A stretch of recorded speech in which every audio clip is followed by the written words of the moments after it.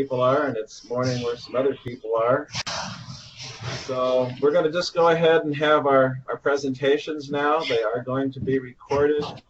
We will put the link on our webpage so you can get to the recordings at any time. You can share it then with anybody. And if I can get my technology to work.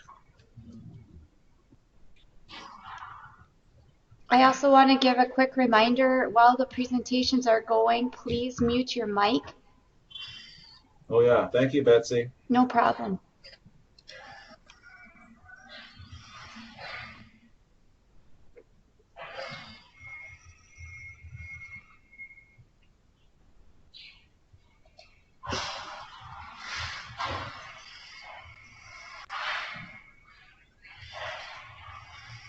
Okay, so the first presentation is going to be by Dr. Harold Tilstra from Purina Animal Nutrition.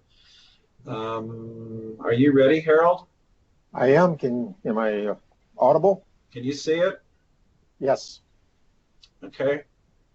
And I'm going to start. I'll move to the next one, and then you just tell me when you want me to change it. I will do. Thank you. We're welcome, everyone, and glad you can join us.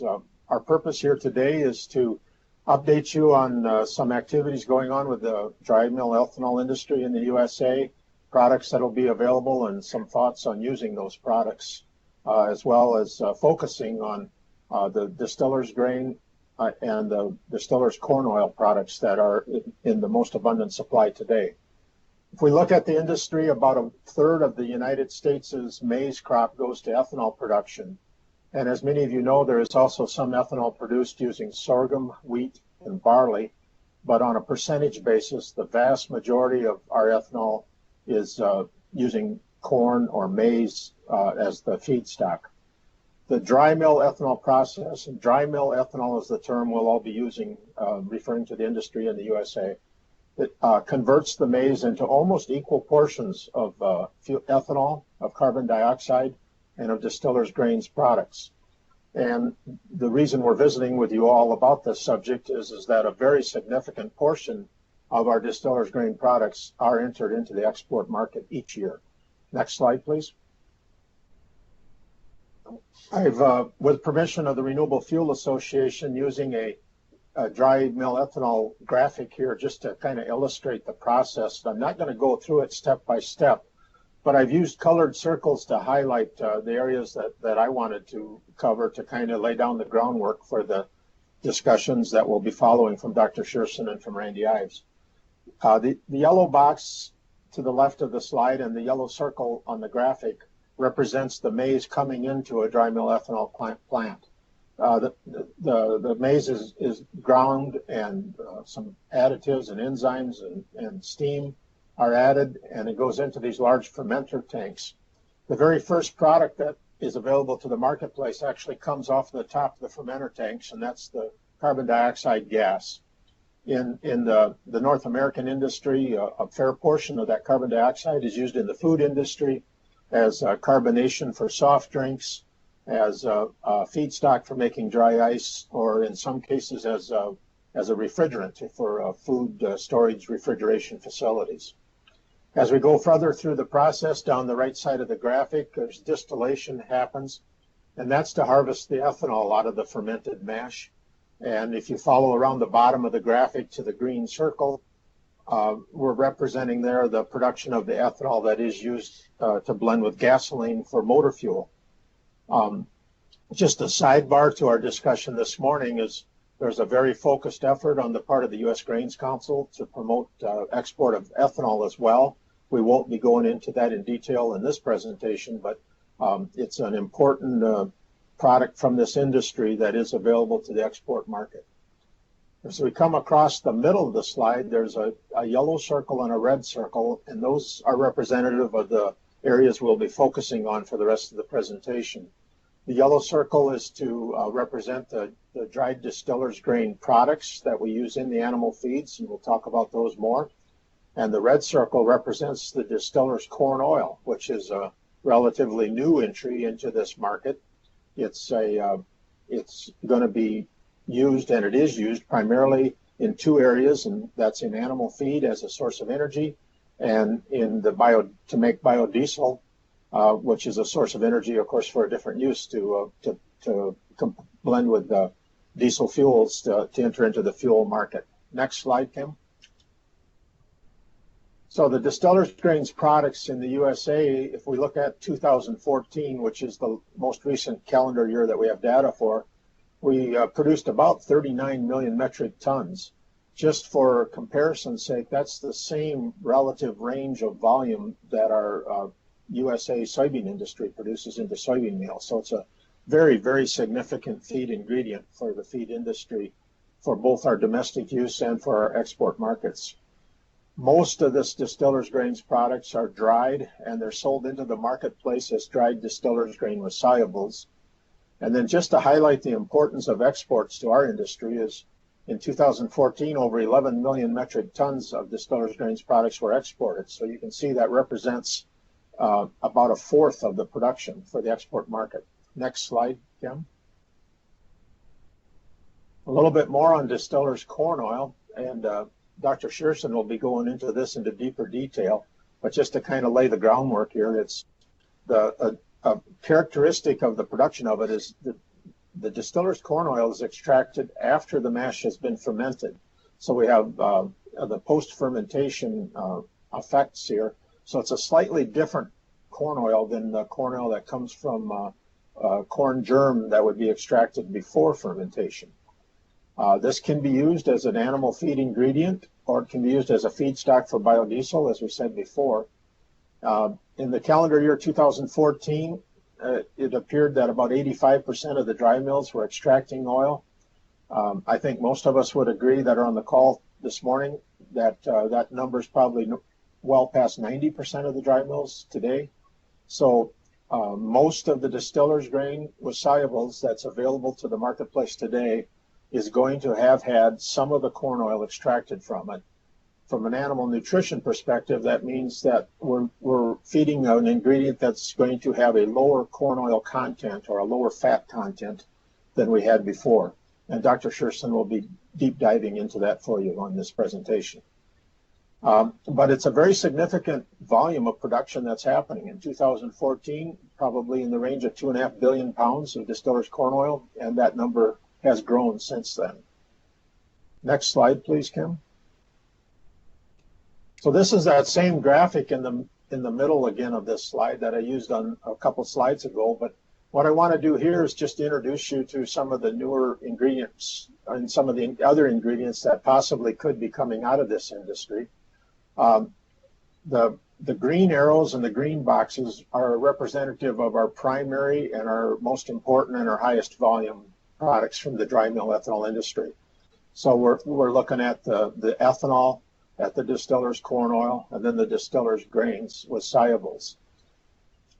Domestically, or in the USA market, we're pretty much universally referring to the Distillers grain today as a reduced oil Distillers grain with solubles. And like I said in the previous slide's discussion, we need to assume that most of the Distillers grain available is going to have this slightly reduced oil content. In general terms, instead of expecting a 9 or a 10% fat product, it's more realistic to be expecting a 6 to 8% fat content product. As we look at the blue arrows and the blue boxes, these would be some of the other products. And I'm aware that there's some small quantities of these that have been in the export market, but in general, they're not primary players as of yet. Randy Ives will be going further into the availability and volumes of some of those. But so we're thinking about products like corn germ meal or corn oil or corn bran, and those would be only available from plants that are separating those at the grinding or at the milling stage before fermentation. I've talked a little bit about CO2 before. Compressed CO2, liquid CO2 would be a possible export product. There might be some of it going. I'm not real familiar with that. But the one of interest for today's discussion is the concentrated corn protein products. There's several firms that are introducing process methodologies and technologies that are enabling the extraction or the separation and the concentration of the corn protein stream. And we are seeing small amounts of some ingredients now that are running 35, 40, as high as 50% crude protein. They're not available at any large volume today, but there possibly will be some more of those coming in the future. Next slide, please, Kim. Yep. So I wanted to take just a minute to talk a bit about product definitions, because when you have new ingredients coming into the feed industry, it's real easy to have confusion out there. I think most of you are familiar with, but just to review, in North America and specifically in the USA, we have an association called the American Association of Feed Control Officials. This group functions to evaluate, study, and approve definitions for feed ingredients. They assign them AFCO numbers, and those numbers correspond to international feed numbers that are used pretty much across the globe to identify ingredients. So some of the ingredients from the dry mill ethanol industry that fit into these defined, recognized definitions would include the corn distillers grains with solubles, and in most cases, the reduced oil DDGSs would fit under that definition. There is the definition for distillers corn oil that is about to be officially recognized in the very near future through the AFCO organization. And then on the pre-fermentation side, the corn germ meal, the corn oil, and the corn bran do have existing AFCO definitions. So that kind of covers the left side of this slide. On the right side of this slide, we talk about branded products that are developed by various firms in the dry mill ethanol industry, and these are products that are starting to be available, or that it looks like will be available in the future. And most of the time, these come to the market in the USA under a designation called GRAS status. GRAS is an acronym for Generally Recognized as Safe. The firm developing those works with experts in the industry that incorporate published data on these types of ingredients and come up with an expert opinion that ingredient would be able to be generally recognized as safe to use for animal food. So this would include some of these extracted and concentrated corn protein products, but it also will most likely be the route that any of the other fermentation products or co-products from many different manipulations to processing that are being developed would fit under. So they just wanted to try to highlight the slight difference in how the definitions are used in the industry there. Next slide, please, Kim. And then finally, I wanted to spend just a minute talking about regulatory oversight of distillers grain production. I think it's important to understand that all facilities in the USA that produce distillers grains are required by federal law to register with our Federal Food and Drug Administration, which we refer to as the FDA, as animal food production facilities. There's no exceptions to this. They have to be registered, and that's part of how the FDA keeps track of who's producing what where. The FDA also is requiring every animal food or animal feed production facility to write and to follow a food safety plan, and then that plan has to be available for inspection by regulators. And as the industry is working with that plan, it's also made available for purchasers of the ingredients from these facilities. And in addition to those two very inclusive levels of regulation from our federal systems, most all the states in the United States have departments of agriculture, and most of those require any feed ingredients sold in that state to have a feed registration to make it legal to sell. So just to drive home the point that there is oversight of production of these feed ingredients, and it's a regulated process, and our safety record with the Distillers grain products has been very, very good. Kim, that's what I wanted to cover in my part of the talk, so I will turn it over to Dr. Shurson. I was going to just say, if any of our participants have questions, short questions maybe for Dr. Tilstra, that they wanted to unmute their mics, this would be a good time to do so.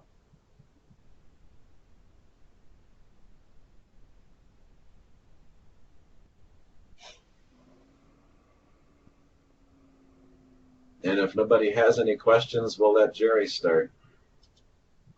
All right, thanks, Kim. To follow up a little bit of what Harold was talking about, I would like to just mention that there are numerous technologies that are being used in the ethanol industry, or experimented with, I should say, which can potentially lead to some new co-products. Some are higher in fiber, some are lower in oil, some are higher in protein, and other changes in various nutrient profiles.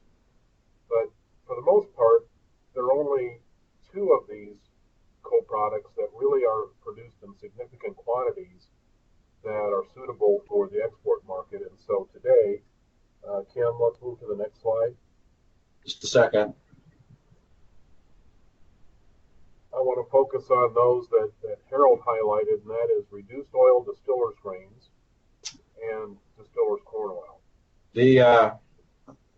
I have one question that just came through on my system from Booty. He wants to know, when you're talking about reduced oil distillers grains, is the name reduced oil or low oil, or is there a consensus on that? It's a good question. It's a good question, Booty. I prefer to use the term reduced oil distillers grains because the amount of oil extracted varies from, we might have distillers grains as low as 4.5% oil to distillers grains that has more like the traditional level of oil of over 10%. And so using reduced to me implies it's a range of oil content. When we use the term low fat or low oil, to me that infers that its oil content is 1 or 2 or 3%. So I think it gives a false description of really the oil content of the products that are available in the market. Jerry, could I just add a comment? Yes. I think officially the term is actually still DDGS, and then the reduced oil I would look at as a descriptor term in front of the DDGS. Yes. Good point. So to pick up with the focus of what I want to talk about this morning, I want to spend some time talking about what we know in terms of feeding applications and nutritional value of reduced oil distillers grains, and share with you a little bit of some of our recent research on the energy value of distillers corn oil. Kim, let's go to the next slide. Okay. That one? Yes. So I put this graph together. It's based on some of the early work that Dr. Brian Kerr, who is a very close collaborator of mine, and I conducted a couple of years ago, which I think illustrates one of the challenges that we have with the variability in nutrient and energy content among DDGS sources available today. And I've highlighted the first and third line. First line, of course, would be metabolizable energy. This is for pigs. Similar values we could put up here for poultry as well. And notice that the difference is over 400 kilocalories per kilogram from the high and low ME sources that we've evaluated. Also note that the oil content of many of the DDGS sources we've evaluated ranges from about 5 to a little over 13%. So the variability in crude fat content is much greater today than it was, let's say, 6, 7, 8 years ago before oil extraction was implemented in the ethanol industry. I want to emphasize one point, though, which I think is very important and I'll show you some data to support this here in a moment, that just because the oil content is reduced in DDGS does not automatically imply that the energy value is reduced as well. And so one could look at this table and say, well, yeah, it makes sense. The ME content of 5% oil DDGS is lower than the energy content of the 13% DDGS. Sometimes that's true, but oftentimes it's not. Let me illustrate what I'm talking about in the next slide. We expected, most like everybody else in the ethanol and feed and livestock and poultry industry, that when the ethanol industry started taking out corn oil, the metabolizable energy content of that product would be reduced. So we conducted an experiment evaluating 15 different DDGS sources, ranging from a high oil content of 13%, shown in the far left-hand side of this graph, to a low of 4.9% oil. And we expected a linear reduction in ME content when we fed these sources to pigs to follow this red line shown in this graph. However, as I think you can see, some of the sources that are fairly low oil content actually had equal or higher metabolizable energy value compared to some of the high oil sources. And so we began scratching our heads and asking the question, well, how can this be? And we were wondering whether the same relationship applies if we feed these sources to broilers. So if we go to the next slide,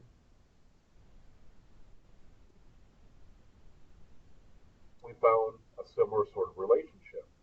Similar sources of DDGS ranging from 13% oil at the high end on the left-hand side of this graph down to a low of a little over 3%. And yes, the 3% oil DDGS did have lower energy than most of the other DDGS sources. But again, notice the 6 and the 4% oil sources having similar, if not higher, AME content compared to some of the 11 or 10% oil DDGS sources. So this becomes a real challenge to capture the most value out of DDGS sources that vary in oil content in the market. So the next step that my collaborators, Dr. Kerr and Dr. Bill Dozier at Auburn University and I began thinking about is how can we develop practical methods for end users of DDGS that have access to variable oil content to get accurate predictions of energy values to use in their feed formulations. We chose the approach of using chemical analysis, typical nutrient profiles that we ordinarily do, to develop energy prediction equations for pigs and poultry. So in the next slide, well, before I get into those, one of the questions that many people ask me as I present these data are why is oil content not a bigger factor in energy value of distillers grains? And I have several examples and bits of evidence to support this, but probably the primary factor is shown in this graph. Jerry? Yes. I'm having, that slide's not coming up. Okay. I'm sorry. I don't know what. Let me explain this slide.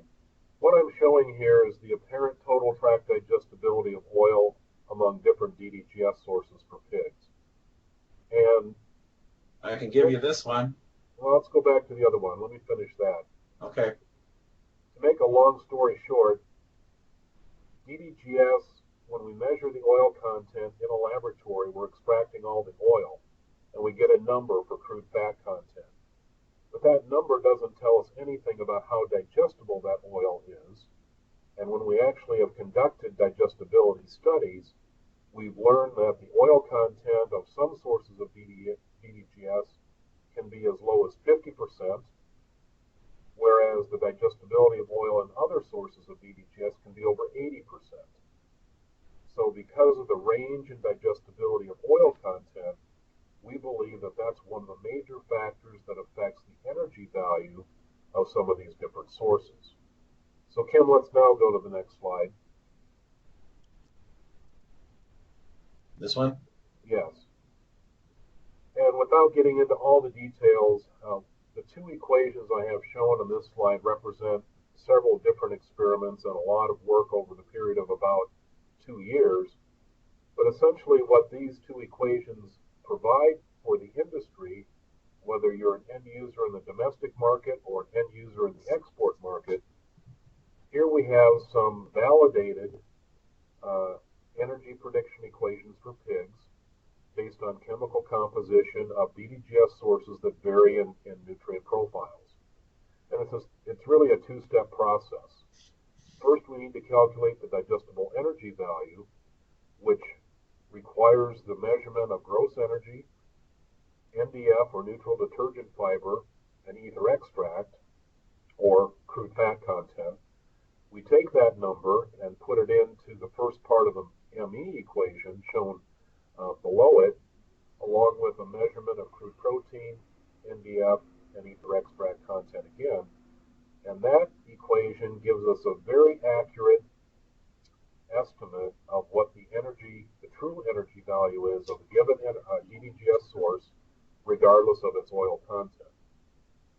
And we validated this with actual growth performance studies with growing finishing pigs, and these prediction equations work very, very well. We've also done the same thing in the next slide, Kim, with poultry.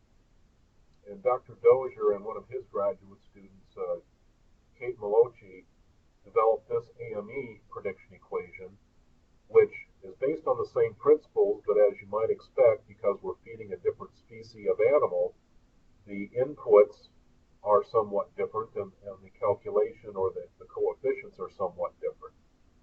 The poultry equation that is most predictive of energy value in DDGS of variable nutrient content let's go back to the poultry equation, Kim. Okay, just a second. This one? Yeah, no. This one? Next one? Next one? Yes. That one? Yes. So this one includes crude fiber, ether extract, which again is crude fat, and ash. So those parameters are a little bit different than the measurement inputs that go into the ME prediction equations from pigs. But at the end of the day, we believe that these methods will allow end users to evaluate different DDGS sources in terms of what their energy contributions can be in their feed formulation matrix, and also allow them to compare or evaluate value of these different sources that they're considering. And we can certainly use these energy values in the formulation formulas. Let's go to the next slide. The other part of this story, recognizing that DDGS is primarily an energy source and secondarily a protein and amino acid source, we also need to deal with variability in digestible amino acid content.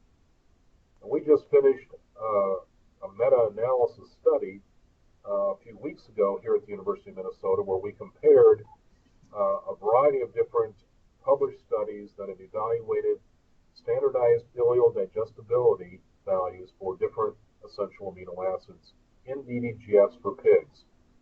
And what I'm showing in this table is the wide range in digestibility of almost all of these essential amino acids, particularly focused on lysine. There's a difference of 0.7 percentage units between the lowest digestibility source and the highest digestibility source. So again, our approach has been, we need to provide practical approaches for the feed industry, whether they're in North America or any other continent across the world, to estimate what the digestibility values will be of this reduced oil distillers grains. So the next slide. Hey, Jerry, just a second. I got a question from Adi. He wants his question is, Dr. Jerry, what could have contributed to differences in TDD of corn oil? TDD of corn oil. The TTD. Oh, apparent total tract digestibility of corn oil. It's a very good question, Adi. We don't fully understand why there are differences in digestibility in the oil portion of DDGS.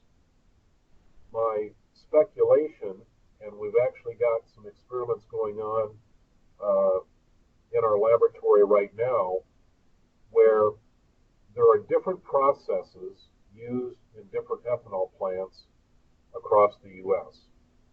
In other words, different companies, whether it's ICM or Poet or Delta T, they use different combinations of enzymes. Sometimes they cook the mash before fermentation, sometimes they don't. And so it probably has to do with the processes used in the ethanol plant that determine whether that lipid is broken down in the fiber matrix and therefore more digestible to the pig or the bird, or whether it remains entrapped or trapped inside of this fiber matrix. And depending on where that lipid is located within the feed particles, that may determine whether it's very digestible or not. That's our current hypothesis, and we're testing that right now. It's a very good question. Thanks, Jerry. Are we moving on to the next slide? Yeah, let's move to the next slide. This one? Yes, and I realize for everyone, this is a very busy slide with lots of information in it. Jerry, I have to interrupt you. Booty's got a question that just came across here. It says, based on current data, oil digestibility is only 50 to 60%.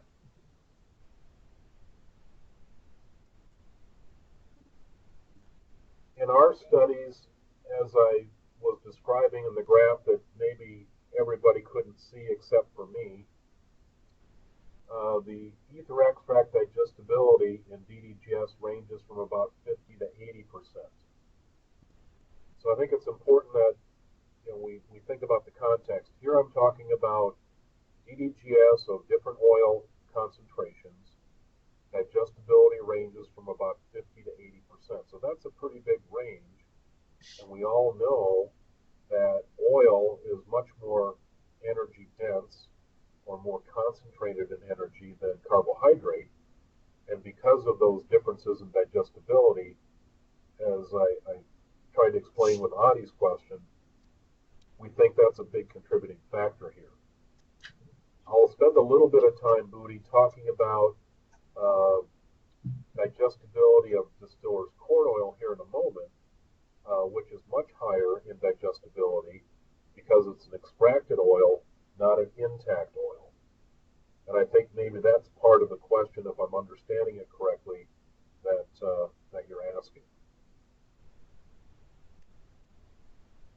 So let me go back to what I'm showing here in this table. And I assume that these presentations will be available for anybody that wants to see them, whether they're viewing this later in the videotape or whether you're participating in the session here today. But the point of these equations, and notice R square is quite high, which suggests that they're very predictive of actual digestibility of amino acids in reduced oil distillers grains. And these are much simpler than the energy equations that we've developed. We simply need to determine an amino acid profile for the DDGS source that we're going to be feeding, and use that number along with a measurement of fiber, either NDF or ADF, or in the case of arginine, a measure of hemicellulose, which is the difference between NDF and ADF content. In other words, what these equations are telling us is that the biggest predictor of digestibility of amino acids is the actual concentration of the amino acid itself in the distiller source. But there is a small correction in every one of these equations for the fiber content of the diet. So fiber does have some influence of the overall digestibility of these different DDGS sources. So this is the first, you're the first group of people that have seen these new data. And during my visit to Southeast Asia with the U.S. Grains Council in a couple of weeks, I'll be sharing this with audiences in Vietnam, Myanmar, and Thailand as well. But we're be happy and pleased that we can provide this amount of support for end users to actually determine actual values of digestible amino acids and energy value for pigs and poultry. Let's go to the next slide. I want to finish up my comments today talking a little bit about some recent research we've conducted with Distillers corn oil. And to follow up a little bit of what Harold started explaining in a general sense, many people are a little confused because there are lots of different kinds of corn oil in the market. And I want to follow up on some of Harold's discussion and spend a few moments talking about what we're producing as an ethanol industry relative to this Distillers corn oil. First of all, it's unlike refined corn oil that's in the food grade market. Distillers corn oil is not food grade. It's for animal feed and industrial use only, not for human use. And it's produced in dry grind ethanol plants, not wet mills, where most of the food grade corn oil has been produced in the past. At this point, most of the ethanol plants, as Harold mentioned, are extracting corn oil, and they're taking it out of a stream after the removal of ethanol. The stream that we often refer to as thin stillage, which is a low dry matter, high water stream, which is later centrifuged and dehydrated to produce condensed distiller solubles. And most of the oil is being removed through mechanical processes, but there is technology available to also use solvent extraction to remove more of this entrapped oil in that fiber matrix I was talking about earlier, to even produce a lower oil DDGS in the future.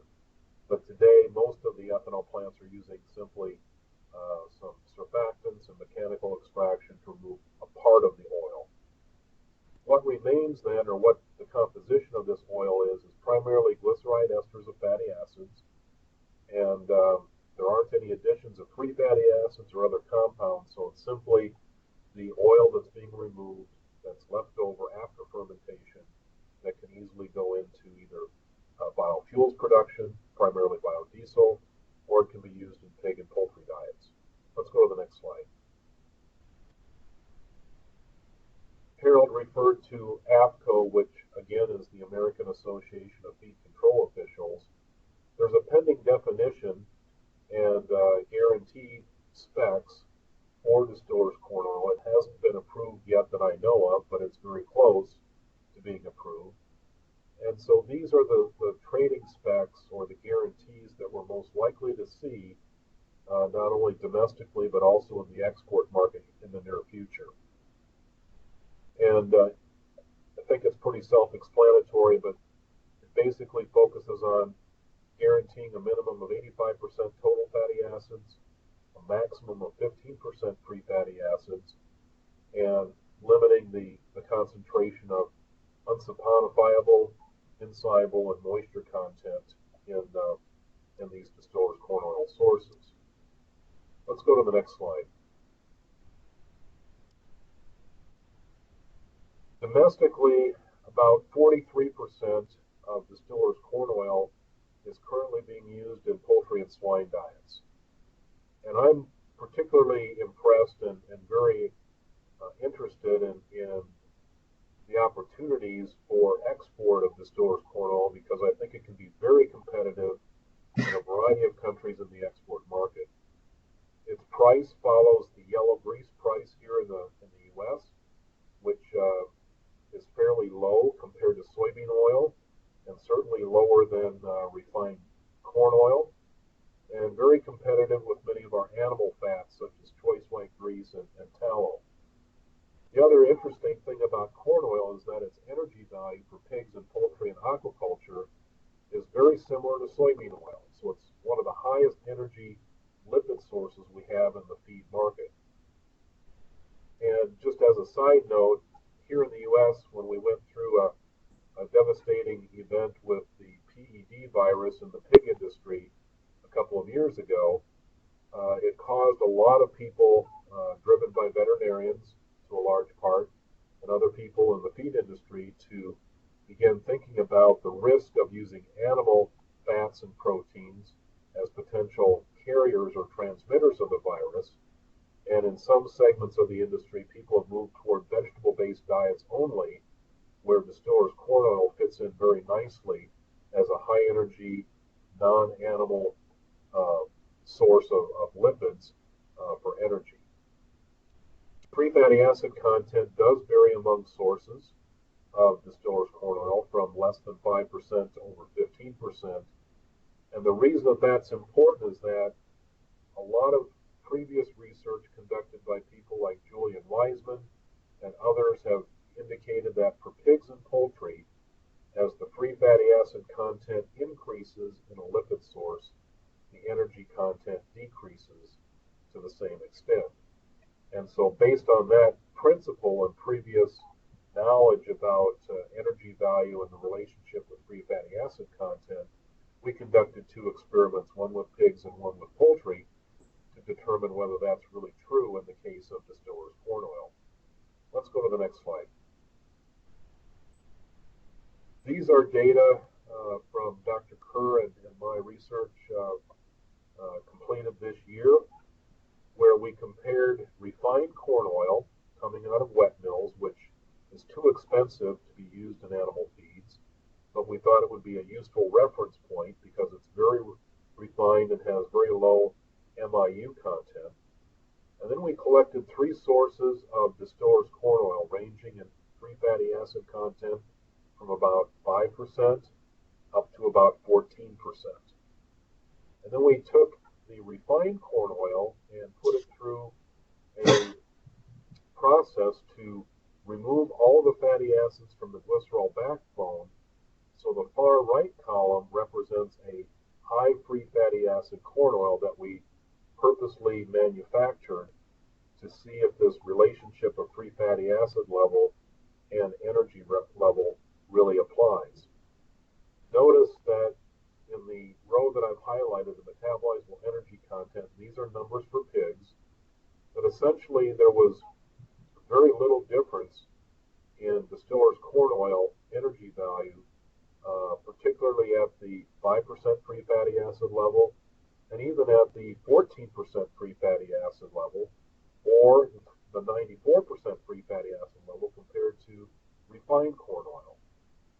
However, for some reason, the 13 or 12.8% free fatty acid source had slightly lower energy value compared to the other sources. We don't understand that, but to go back to Booty's question, when we determine the apparent total tract digestibility of ether extract or oil, notice that in all these cases it was well above 90% in digestibility. Let's go to the next slide. So we used those same sources of distillers corn oil and partnered with our colleague Dr. Bill Dozier at Auburn University to do a broiler study. And he modified the experimental design a little bit from what Brian and I did with the pig study, but essentially we used the same sources of distillers corn oil shown as source number 3, 4, and 5 in this graph. We compared it to poultry fat, which is source 6, an animal vegetable blend, which is source 7, and soybean oil, which was source 8. And on the far left-hand side of this graph, shown in the yellow bar, we have refined corn oil as a standard or a control. And then treatment number 2 was the high free fatty acid corn oil that I discussed in the previous slide with our pig study. As you compare all of these different sources of distillers corn oil, even with poultry fat, animal vegetable blend, soybean oil, and refined corn oil, there were no significant differences, even though numerically it appears there were, among these different sources. The only source that showed a reduction in energy value for poultry was the high free fatty acid distillers corn oil. So, to summarize, we got a different response with the high free fatty acid corn oil in poultry compared to pigs. We don't understand that. It's very unexpected relative to what we thought we knew about the relationship of free fatty acid content and energy value in lipid sources.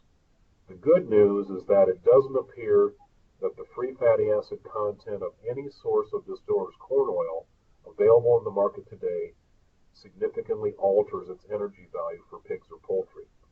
And it's a very good lipid source, and I think it's very economical, and one that I encourage all of the U.S. Grains Council offices to begin thinking about and potentially promoting among some of the end users to consider as the AFCO definition gets approved. Hey, Jerry, Booty just had a comment here. He says, I'm not sure what he's referencing, but he says it is different with Wiseman equation. Yes, Booty, you're exactly right. The Wiseman equations would indicate that as free fatty acid content increases in lipid sources, the ME content for pigs and poultry decreases. Our data don't show that. In fact, we just completed another pig study with a different set of distillers corn oil sources with different free fatty acid levels, and we're seeing the same response. So it's causing us as researchers to question the validity of using the Wiseman equations, at least the free fatty acid aspect of those equations, to predict the energy value for pigs and poultry. And we're planning some more experiments to try to understand what is going on, because it's a very unexpected result in these early studies.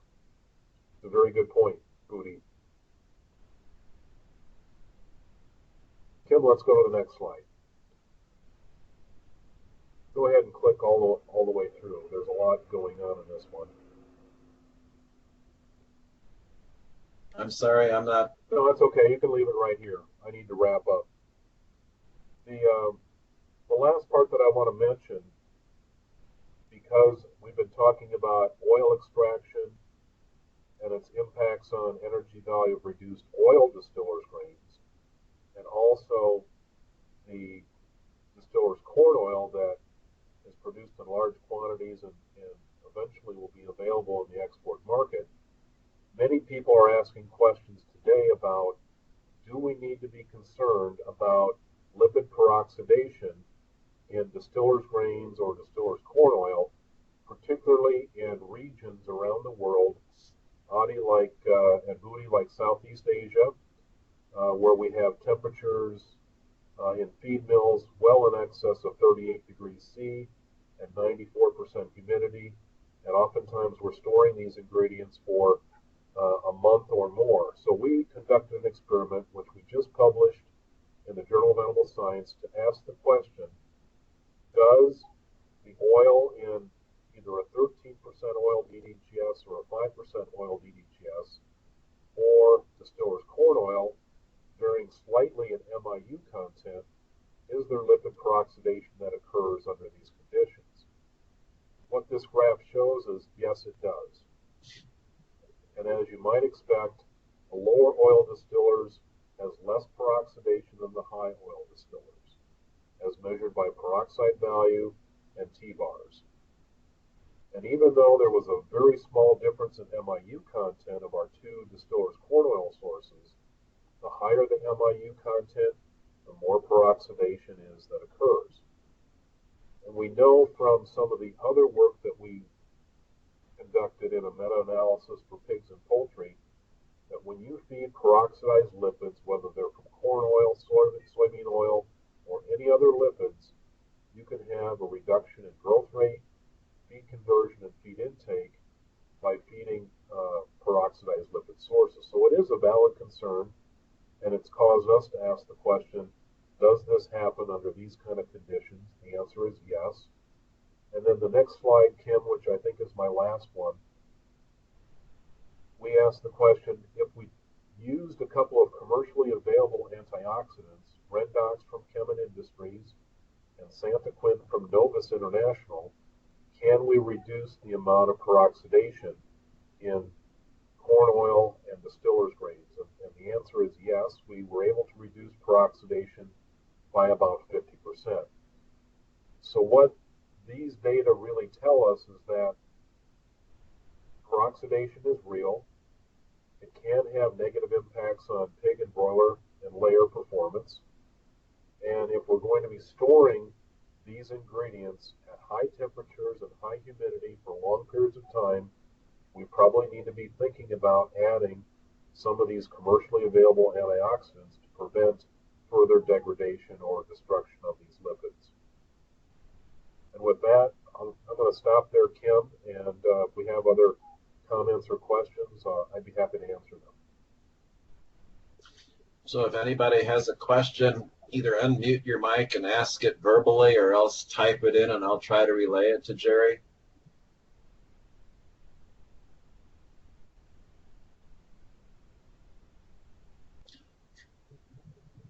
The sounds of silence. So, oh, here's one from Booty again. Oh. Okay, I'm just going to read this as it was written, Jerry. So, is such different in oxidation with antioxidant effect feeding value? Say that one more time, Kim. It just says, is such different in oxidation with antioxidant effect feeding value? It's a good question, Booty. We're planning some experiments to follow up on the last slide I just showed you to measure whether or not those antioxidants, when applied before peroxidation occurs, can maintain energy value or maintain pig or bird performance. We haven't conducted those experiments. Theoretically, since we know that peroxidation reduces growth performance in pigs and broilers, and we've conducted an extensive literature review to verify this, if we can use antioxidants to prevent that peroxidation, we should not see that level of reduction in growth performance as a result of using those antioxidants to prevent the peroxidation. So it's really a function of, is the lipid peroxidized or not? And if we don't use antioxidant, it's going to be peroxidized to a greater extent than if we do use antioxidants. So hopefully that answers the question. Okay, Jerry, if down at the bottom of your screen, you've got the little camera blue button and all that stuff. To the left of the camera button, there's like this little text box thing. If you click on that, I think you can see the messages that are coming through. I can. Because Adi just sent one.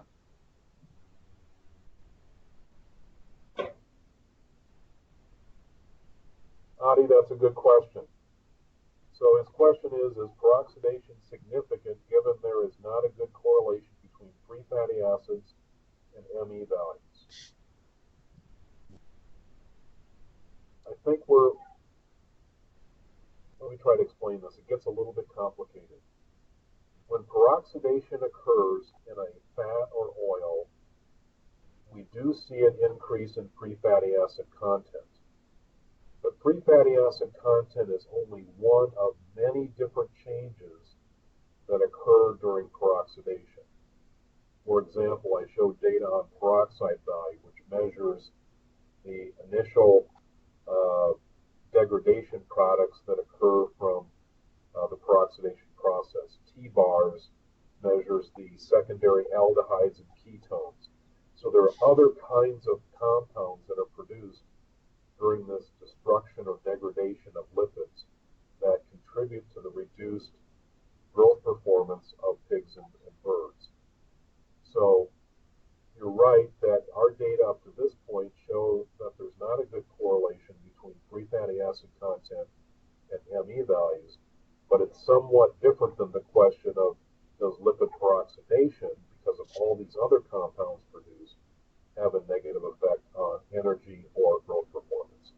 And we're at the very early stages of trying to sort out all these details to have a more complete or clear picture and story to tell.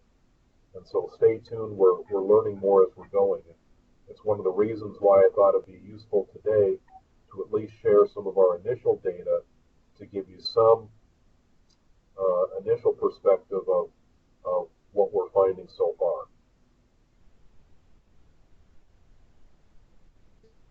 It looks like at least 2 more people are typing. Here comes some more stuff.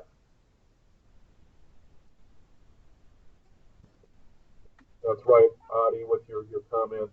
The other peroxidation products are the ones that are doing the harm, not specifically the free fatty acids in this case of peroxidation. Moody's question is, are you familiar with heat damage index for DDGS suggested by Evonik? Yes, Evonik has a service, is my understanding, that they provide to customers around the world that goes by the name of Amino Red, which is a heat damage index mostly focused on amino acid digestibility.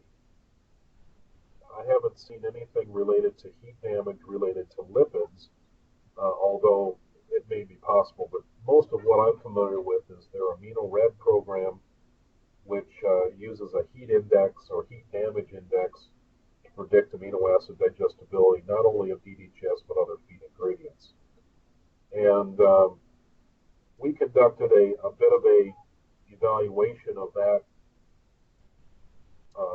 service or that process a couple of years ago, and we weren't particularly impressed with the accuracy or the predictability of using that process compared to some other approaches, such as the prediction equations that I was talking about earlier. But we haven't reviewed that. I know they've improved that technology and that measurement significantly since we did some of that initial work, and it may be much better today than it was back then. But it's a very good question, and I think points to the fact that many feed input suppliers around the globe are developing a variety of tools and techniques to help end users evaluate variability of various feed ingredients like DDGS. So very good comment, Moody. Okay, I think that's probably the end of our comments. Thanks very much, Jerry. I thought that was really good. We're going to move along and have Randy Ives from Gavilon is going to speak to us on delivery logistics. Can't speak this morning. So are you there, Randy? Yes, I am here. And thanks for allowing me to participate in today's webinar. I would like to share my thoughts on some of the concerns as we go forward with some of the specialty products or the newer products that Dr. Tilstra talked about, making sure that our customers, the buyers, your people that you work with in your country understand what these products are, that they're new, they're coming on board, but how to get their hands on them, understand, and be prepared to spend a few minutes learning more about these things. And then talk about logistical considerations on trying to get these imported into your country. The reason for me to want to go back and look backwards, several years ago, and we've talked several times here today about reduced fat or reduced oil, DDGS, that back in 2005, so 10 years ago, there's a few plants in the United States that started to pull that Distillers corn oil off of their Distillers production at their dry mill ethanol plant. But it really didn't gain any much momentum until we got back into 2010, 2012. And everybody on the phone probably remembers when we gathered in Minneapolis and we brought a lot of the staff in to say, look, this is a trend that is expanding.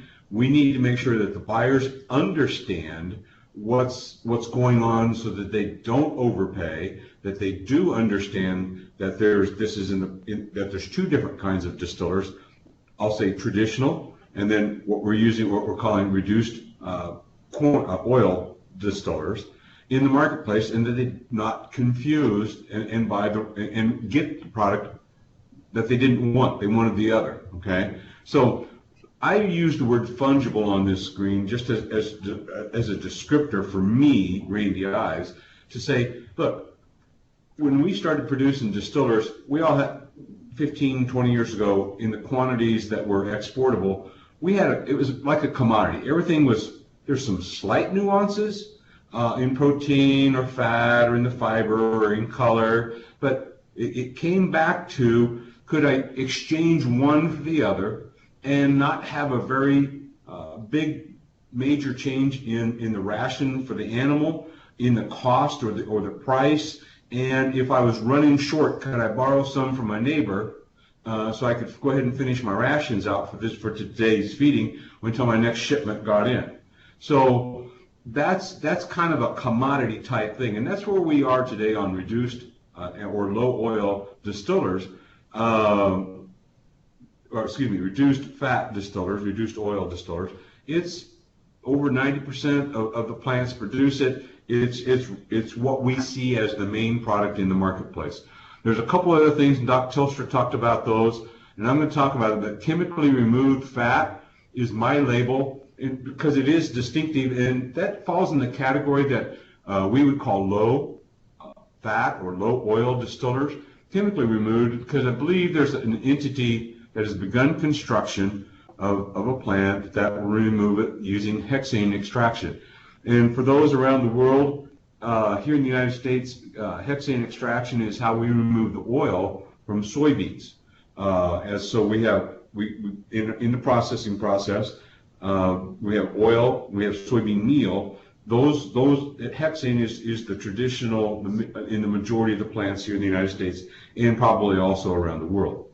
So now that we've talked about those things, that's a nuance. So be thinking about that, because that one, if I have residual value of 1 to 2%, maybe 3% on fat in the distillers, then it's going to be different than where we are today, and it may have a different nutritional profile fitting into the different rations.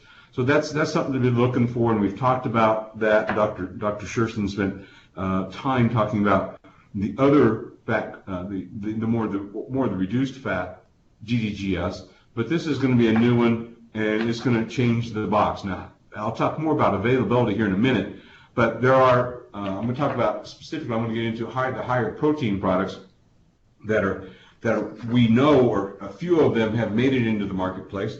Dr. Tilstra mentioned the three levels, and when we're saying 35%, it could be 34, it could be 36. These plants are still pretty much in the area of learning how to run their plants, and thus their daily productions are not very consistent yet, and that's what we're looking for. But we think there'll be at least a third plant that within 3 years, or within 2 years, at least a third plant will be producing today. It's important when we're talking about availability to understand the size and scope, and I'm going to, as you can read down here, you can see that today there's one plant that can make 40% protein.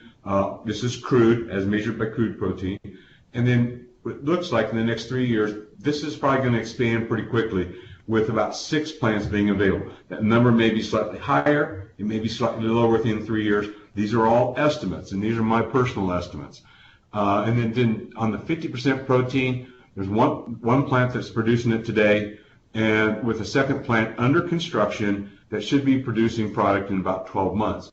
So now I'm going to go back and I want to talk about the volumes, okay, that are represented on this page. In the chemically removed fat, some of the earlier thoughts, and I've not double checked with the product, the manufacturer that's going to be producing this product, but I believe it's going to be a branded product, the distillers or the residue, the meal, the protein that's left over, and they are not really targeting to see an increase in protein greatly, but it will be above the 26-27% that we see on an as-fed basis today in the traditional commodity distillers that's out there today.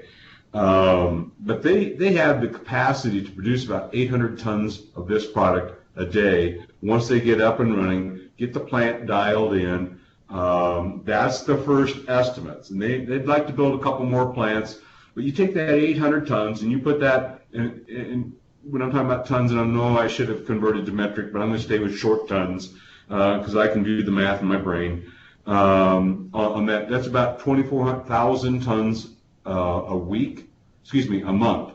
That'll be produced from this one single plant. That is export quantity, and that's what I'm trying to hone in on availability.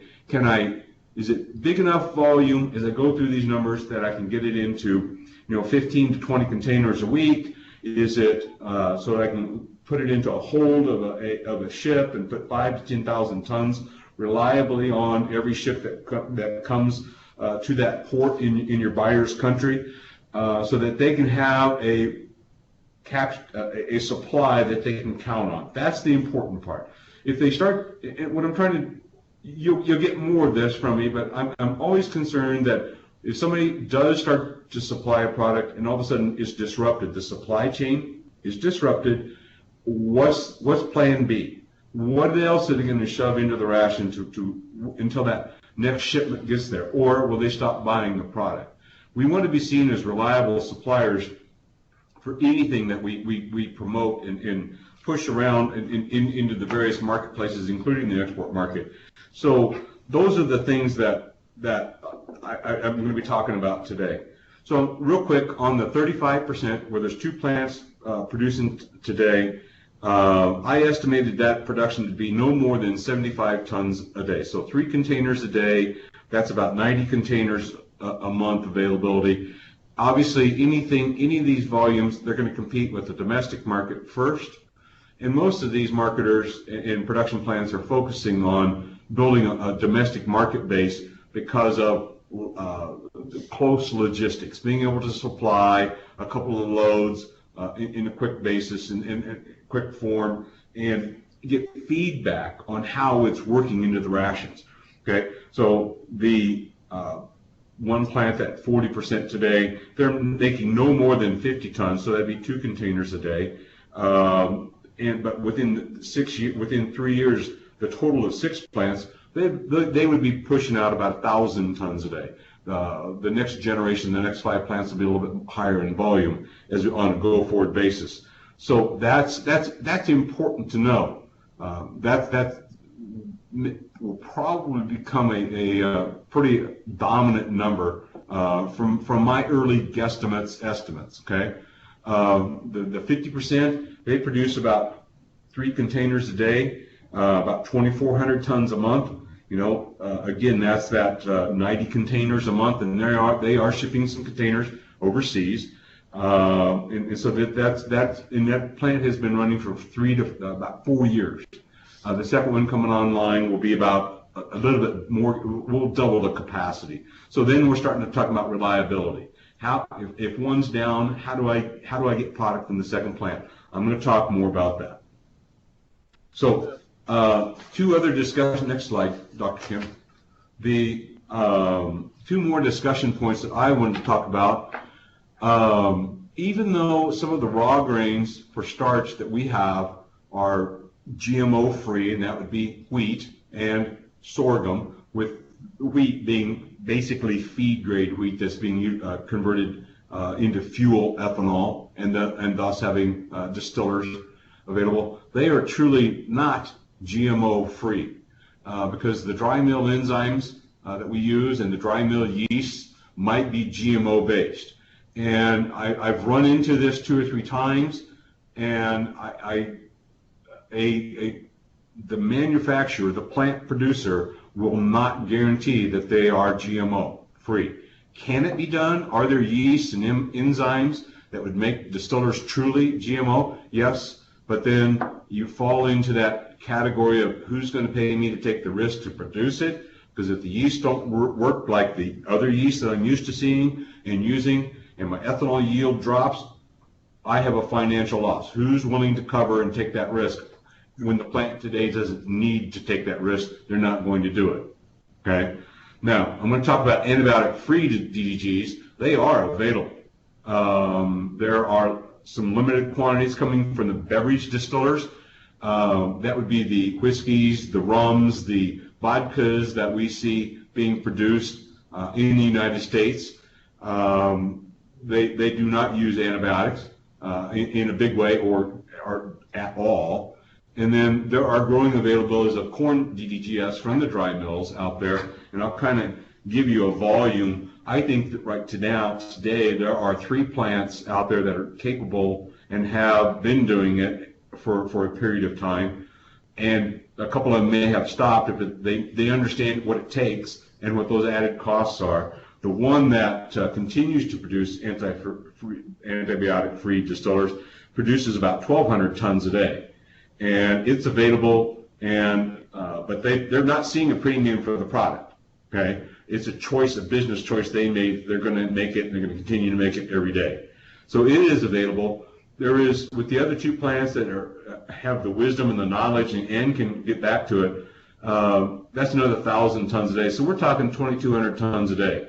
So if there are buyers around the world that really want to see antibiotic-free distillers, it is available, and it can be guaranteed in writing by the producing plant. Again, with anything that we do, these specialty products, the low-volume, non-commodity products, we're concerned about knowing what you're buying, number one, and then the logistics of getting them to you. So go ahead to the next slide, Kim. Randy? Yes, sir. I'm going to ask you on the bottom of your screen where the little blue buttons are. Yep. To the left of that, there's that little text box thing. If you click on that, you can see what people are saying. And so Booty had a question here about some DDGs from 5 years ago. Booty, the question is that there were some, for everybody, there was a 38% protein DDGS in Southeast Asia. Is this the same product? I think that what has been converted into the 50%, 50, Booty, is what we're seeing today. It used to come from the plant that was producing and promoting the 38%. They've upgraded in the last 5 years and sincerely have been producing at the 50% level for the last 3 to 4 years. So great question. Identifying that plant, it's out of Wisconsin. There are several people that can get product there to you if there's interest. So, okay, so knowing what you're buying, I said, Randy, could I just make a comment on that one too? yes, sir. Go ahead, Dr. Shurson. The part of the difference, I think, too, Booty, is that 5 years ago, the high protein product, to the best of my knowledge, was being produced by a few plants that were using what we call front-end technology, front-end fractionation technology, which is somewhat different than what's used today. And the 50% product that Randy's talking about from the plant in Wisconsin is significantly better from an amino acid profile than the old 38% protein product they were producing back then. In fact, it looks very attractive in particularly poultry, pig, and aquaculture feeds because the lysine content, even though it's not the same as soybean meal, it approaches it and is very close. So it's going to be a very high value product. And the one thing I know that's different about that product compared to the old 38% is that a lot of the protein is coming from yeast, which those of us that are nutritionists on this call realize that digestibility and amino acid profiles from yeast are much better than they are from corn. Sorry, Randy. Oh, it's perfect. Great answer. Randy, this is Harold. I would just add that we're seeing some interest in that in high producing dairy as well. Yep, in the domestic area, you bet. Okay, so back to my slide on know what you're buying. My first concern is retaining customer base.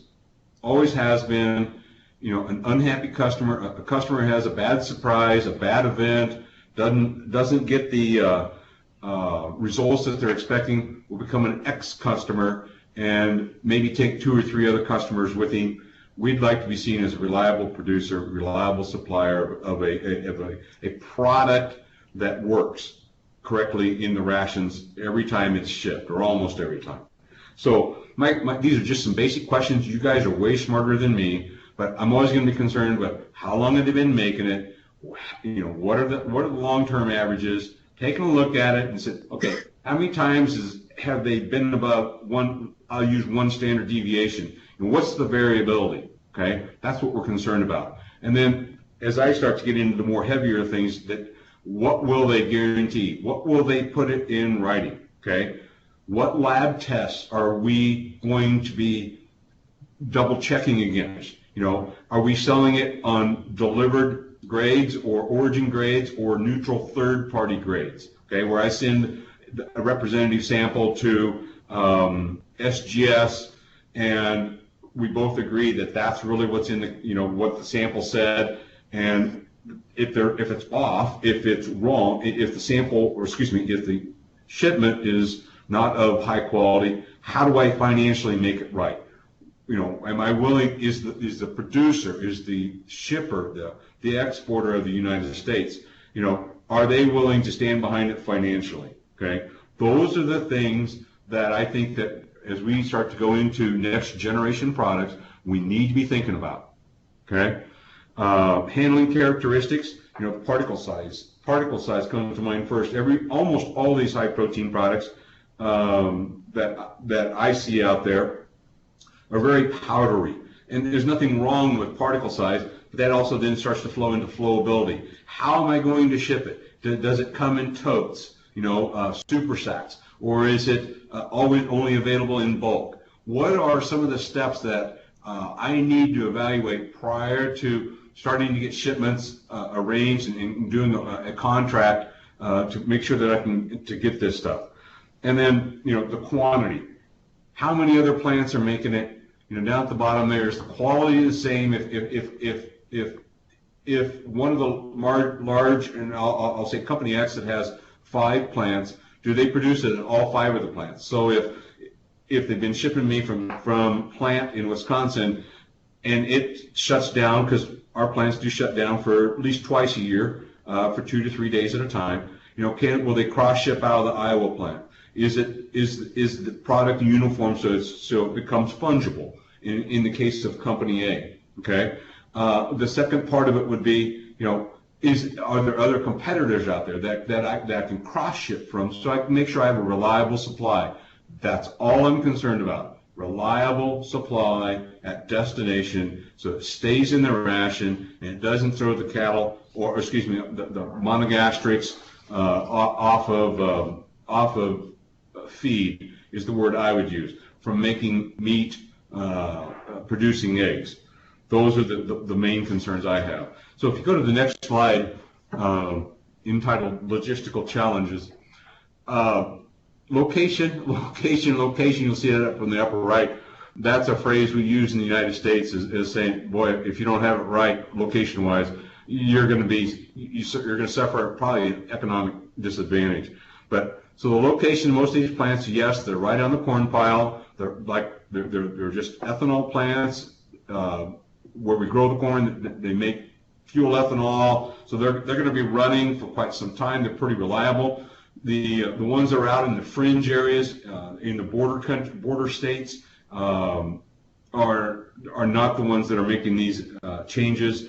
The second location for me says, you know, these plants are not side by side. So far, these are independent companies in various states that are making some of these choices. They there's not the big companies.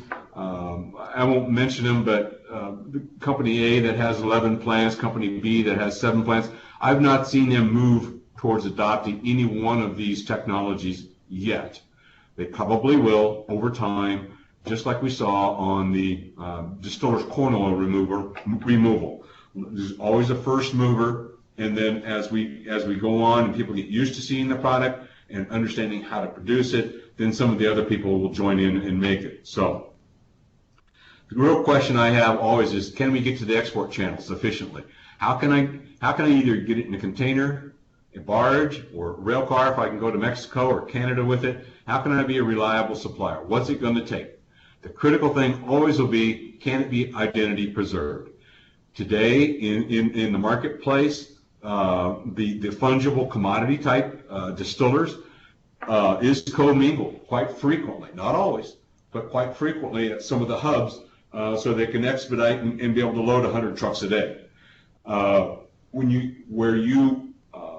And load up 100 containers a day.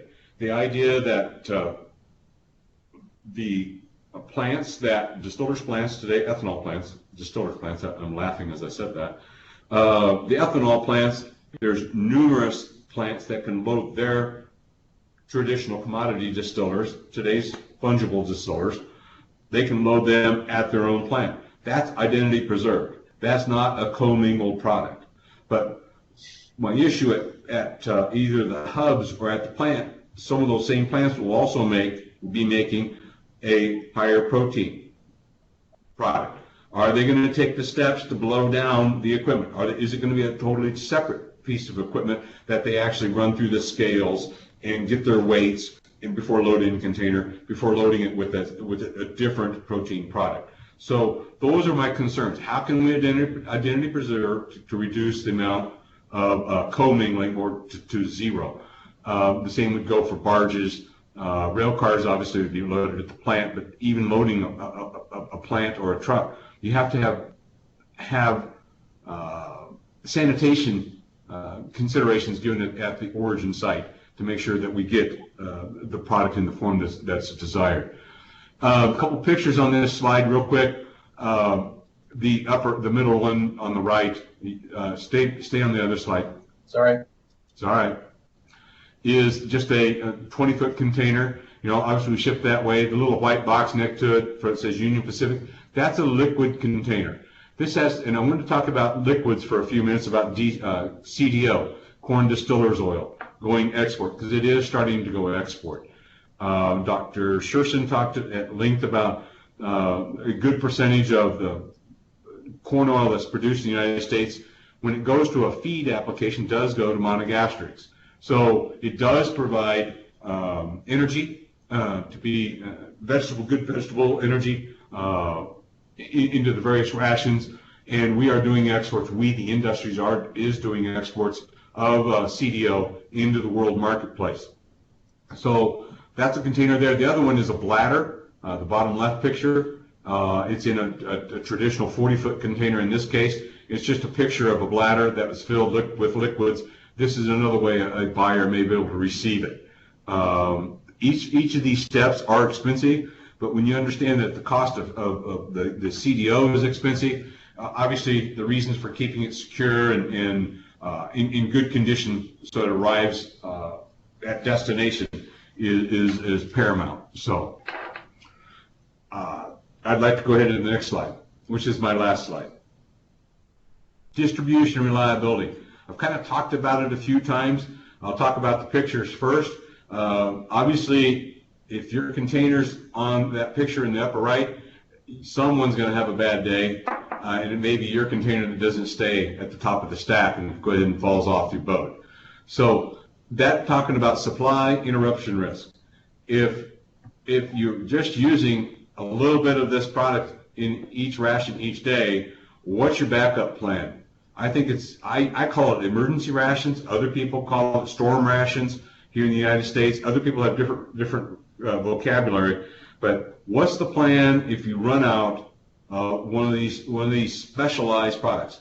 A couple of ways you can prevent it is obviously the destination. Should the destination carry extra inventory, knowing that I'm going to use 60 containers a month. Do I have an inventory of 120? Okay. Well, that's expensive. Got to make sure you rotate your stock, all the things that go with that. So, but those are things that need to be taken into consideration. And of course, I mentioned already, if plant number one breaks down, can the exporters get a backup supply from another plant? And right now, with limited production of any one of these products we mentioned, whether it's other than DCO or CDO, corn oil, It would be hard to say that today we can do that. Where we're going to be in 2 to 3 years, it looks like we'll be, able to have that liquidity of distribution. And then, of course, the last line, can the importers, that's your customers, our customers, your folks that you're working closely with to educate them on these products, can they trust who they're buying it from? So far in the United States, none of the major exporters have picked up, or traditional exporters have picked up any of these specialty proteins in a big way. So it's kind of like, who am I buying it from? Will they stand by the product? And if I have a financial issue, are they going to reimburse me? Are they going to stand by the trade? If the plant breaks down, are they going to say, well, too bad, so sad, lose my phone number? Those are the things that concern Randy Ives today. So I just wanted to bring these up. Obviously, as we go forward, this webinar will be taped. You can go back over some of these things. Obviously, feel free. I know that you can reach back to Dr. Tilstra or Dr. Shurson or myself via email. Love to answer questions separately outside of this if something pops up 2 weeks from now, 2 months from now. But I'll take any questions now that you may have about what I had to say about logistics, availability, and distribution. My friend Booty is typing something.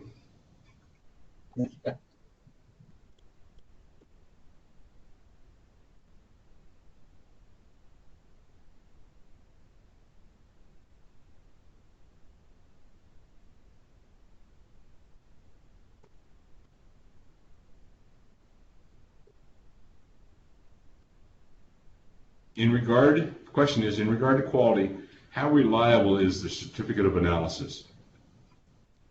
Well, that's a great question, and the reason why I think it's important that we talk about it is the C of A is truly from a independent third-party lab. Okay, each of the exporters, each of the importers probably has a lab that they prefer to use. There's numerous labs within the United States that we can use and around the world to create a C of A. What I like about it is it's independent. When a plant tells me they've been producing, I'll say the 50% protein, I always ask, I said, well, show me your spreadsheets, your database, and oh, by the way, send me the C of A's. Okay, I want to cross-check to see if all their C of A's are recorded, and if they're recording some and not all. Okay, and ask them, I want to look for their reliability. Okay, so Randy Ives, like to use certain labs because their turn time is quicker. They have a package of analysis that is something I want to see. They test pretty much the same way. They test the fat the same way. There's some different ways you can test. We all know that. But if they all test the same way, and we know how they're testing, then the only variability we should see, Booty, is just intra-lab variability, and that's did I have an 18-year-old doing it today, or did I have the 52-year-old that's been doing it for forever? That is very reliable and very has very experienced doing it. And I say it that way because I used to be an 18-year-old working in a lab that produced C of A's. There's a standard procedure and protocol, and maybe I wasn't as reliable and definitely wasn't as experienced as I should have been. So, Randy, I'd like to add to that if I could. I think this is an area where using terminology correctly and trying to understand definitions is really important. Yes. In our feed system, the most common point of confusion we see with product analysis are when product descriptors are used differently amongst different companies and firms. So as much as possible, using IFNs and AFCO type definitions should be the main tool to control that part of the risk that's inherent here. Second part of Booty's question just came over, and he's talking about C of A's, certificate of analysis, within the commingled, co-loaded, I'll call it commodity distillers that's coming out. So let's start with the very basics. If I ship you a boat of 50,000 tons, there's no single plant that's going to provide that. So we're going to load it with barges. It's about 32 barges, right? 32 barges aggregated becomes a C of A. We take numerous samples, Booty, in this case, throughout the process. There's not just one certificate analysis that build to make the averages, but it is an average. Same with containers. I think Gavilon, and I'm speaking about the company I work for, I'm currently sitting in the Randy Ives broadcasting studio in downtown Gavilon. But the idea that I think we take samples on for every 10 containers, we take a sample. That's an aggregate of this 10. And then for 100 containers sales, shipment, we aggregate those into those 10 samples. So 10 times 10 gives me 10 total, 100, but I've got representative samples, so I've got 10 that I aggregate, and then we produce a C of A from that. We have the backups on the other 10, but that's kind of a policy. Each company does it differently. I am sure of that. But it is from commingled product. We also know what plants are buying from and who's delivering to us, to our loading facilities.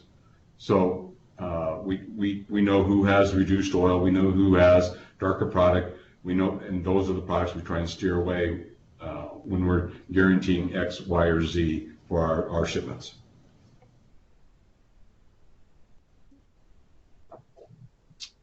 Any other questions? Anybody have any other questions? I mean, for a first time go around, I thought this worked fairly well. There are some things we could probably do a little better. Mostly my ability to click the clicker to get to the proper slide. My biggest problem was I couldn't see the slides on my screen for some reason, but I was working on it, but I didn't want to do anything too dramatic and have everything fall apart. So I hope everybody got to see what they wanted to see. Like I said earlier, we will be putting this on our website. Betsy's going to be putting it on the website and then putting a link out. What I'll probably do is send the link to everybody that's on our email list, for this webinar, and that'll let them then look at this whenever they want to at their leisure. Do you have anything to add, Alvaro? I mean, I thought, is this kind of what you wanted, or? No, it went very well, and certainly appreciate all the information and your time. We'll work on other issues that we can discuss possibly later, Kim, and how to coordinate. Yes. But no, I think it works very well.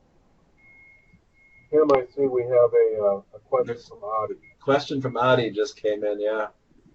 And the question is there any quick test to estimate lysine damage?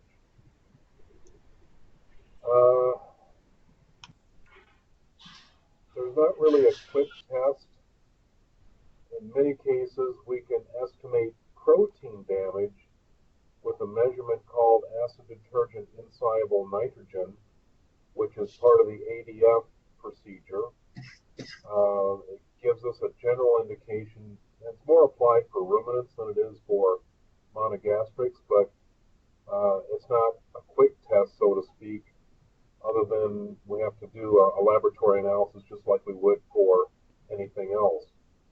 The prediction equations that I shared with you today, if we can get an amino acid profile, that gives us more specific and accurate information about not only lysine, but also all the other amino acids. But again, it requires using a commercial laboratory, doing an amino acid profile, and then putting those key pieces of information into those equations. The quick approach, I guess, that Dr. Stein at University of Illinois has proposed is that DDGS samples that have a lysine to crude protein ratio greater than 2.85 would suggest that they're very suitable for pigs and poultry. So if we have, again, an analysis with lysine and protein, we can calculate that ratio, but it still requires some laboratory analysis.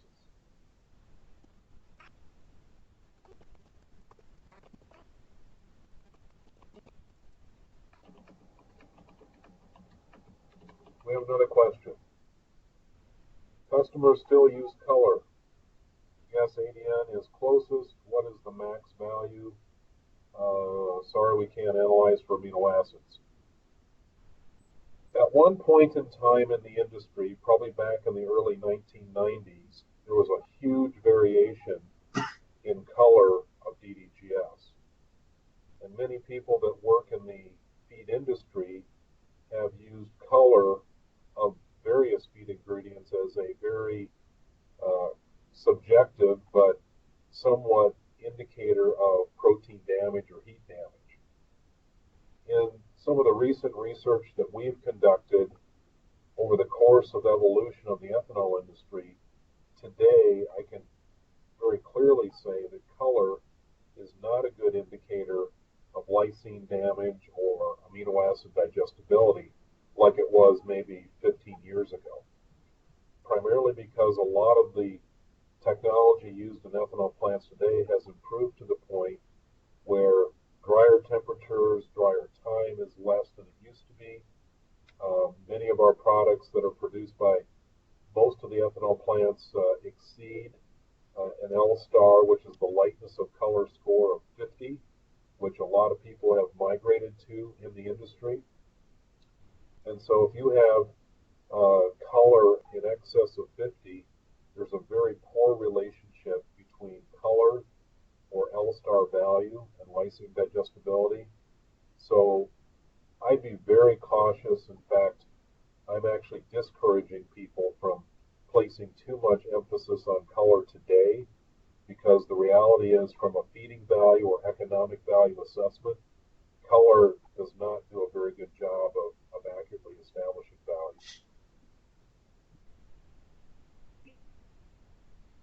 Randy, you have a question.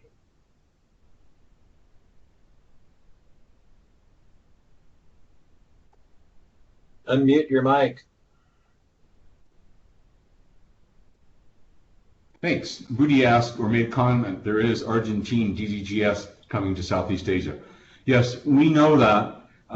They do produce a little bit. As with other DDGS, such as in the product that's made in North China, we are concerned about the various qualities, just like you should be concerned about them, including mycotoxin load. That's the one that we've heard discussion about. I'm not going to speak about color because, as we all know, as Dr. Shurson also just reiterated, color is not truly indicative of amino acid availability, but we've also heard that the color is darker. In the Chinese product, we believe that is a good indication, though, of drying temperature. That I don't know about coming from the Argentina product. I think one of the plants that's running down there was built by a U.S. Engineering firm that designed quite a few of the ethanol plants here in the United States. So you would think that the technology would be pretty close to what they're doing up here in the United States.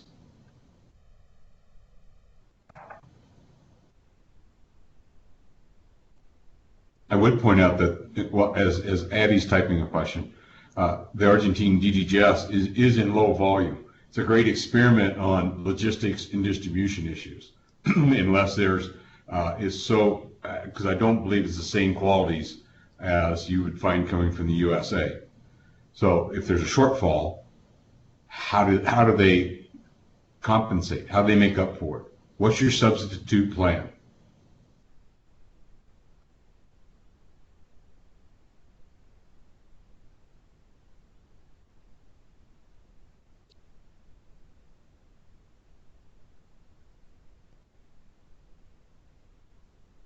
as we all sit here waiting for Audie to type his message. Here he goes.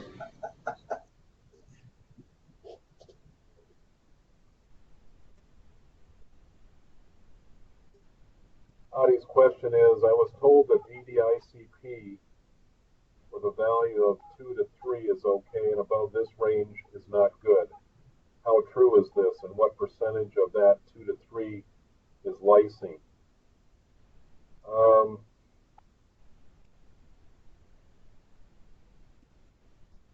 The problem with ADICP or ADIN, they're essentially the same. The numbers are a little different, but we're measuring heat damage of protein, which of course contains nitrogen.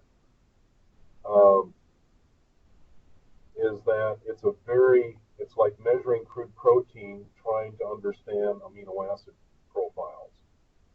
So ADICP from a monogastric point of view gives you a general indication of heat damage, but it's not specific enough for us to use in gauging what the lysine digestibility might be of a DDGS source.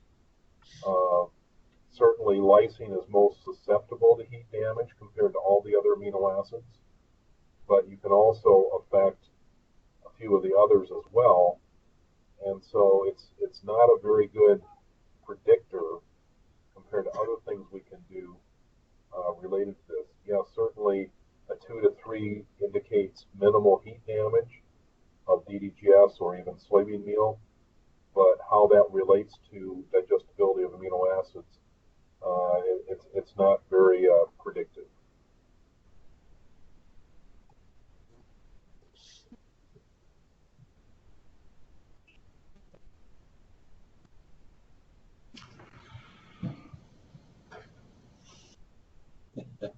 You're welcome. Well, we'll wait just a little more and see if anybody else has any final questions or comments. I personally want to thank Jerry and Randy and Harold for taking part in this. We are going to do another one of these probably in the middle of January or a bit later than that. If we probably will not be using the same speakers, but so we'll see how things transpire. I thought things went pretty well considering we haven't tried this before and we're all kind of rookies at it, or at least as I am. So Alvaro, I think what we might try to do maybe is something a little more regionally targeted so that, you know, we're not looking at trying to cover the entire globe, but we decide, okay, we're going to work on North Africa or North and Sub-Saharan Africa and maybe the Middle East. Yeah, I fully agree. No, but I fully agree as well that it went very well, and I'd like to extend my gratitude not just to you, but to our good friends Harold and Jerry and Randy. So, gentlemen, thank you very much. So I think You're welcome. I think what we'll probably do is maybe just say goodbye to everybody. Is that okay? Very good. Thank you. Thank you. Thank you. Oh, I just see Audie just had a comment that popped up. Yes, the PowerPoint should be in the recording. We recorded this. Anything that was up on your screen will be in that recording, so you will have a copy of it. If you want a copy of the actual PowerPoints, I don't think any of our presenters would have a problem with that. I can forward them to you, so if you want the actual PowerPoint, I can certainly send it to you. Audie doesn't like to speak to us. He always types. You're welcome, Audie. So I think what we'll do is we'll say goodbye. Thank you, everyone. Tim, for leading us. Okay. Okay, bye-bye.